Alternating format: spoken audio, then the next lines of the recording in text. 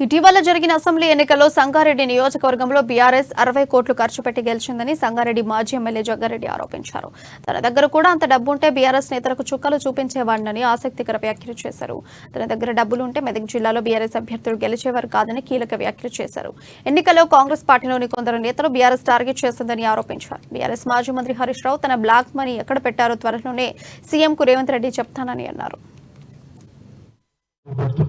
60 కోట్లు నా దగ్గర ఉంటే మీ క్యాండిడేట్ అదృష్టం, హరీష్ రావు అదృష్టం ఏంటంటే మీ దగ్గర ఒక 60 కోట్ల రూపాయలు శీలకున్నాయి పైసలు, మీ దగ్గర శీలకున్నాయి మీ దగ్గర పైసలు.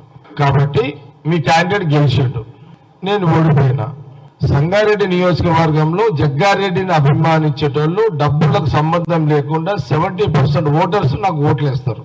కొంత గరీబ్ వాళ్ళు ఉంటారు పాపం, వాళ్ళని మీరు మభ్యపెట్టి హరీష్ రావు దగ్గర 60 కోట్లు పంపించిండు, మీ క్యాండిడేట్ గెలిచిండు. నా దగ్గర 60 కోట్లు ఉంటే, నా దగ్గర ఒక 60 కోట్లు ఉంటే మీ ఓటు డిపాజిట్ గల్ల అవుతుంటే, జైరాబాద్ లో ఇంకొక 20 కోట్లు 25 కోట్లు మా దగ్గర ఉంటే ఆడెగిరిపోతుండే, పడంచెల్లో ఒక 20-25 కోట్లు పెడితే ఆడెగిరిపోతుండే, నర్సాపూర్లో ఒక 20-25 కోట్లు మేము పెట్టుంటే ఆడెగిరిపోతుండే టీఆర్ఎస్ మీ క్యాండిడేట్. అంటే ఓవరాల్ గా హరీష్ రావు మేడిగడ్డ అదే నిన్న మా ఉత్తమ్ కుమార్ రెడ్డి గారు ఒకనేమో రిజైన్ చేసి పడేసిండు. ఆ పైసలే కొంప ముంచినాయి ఇప్పుడు.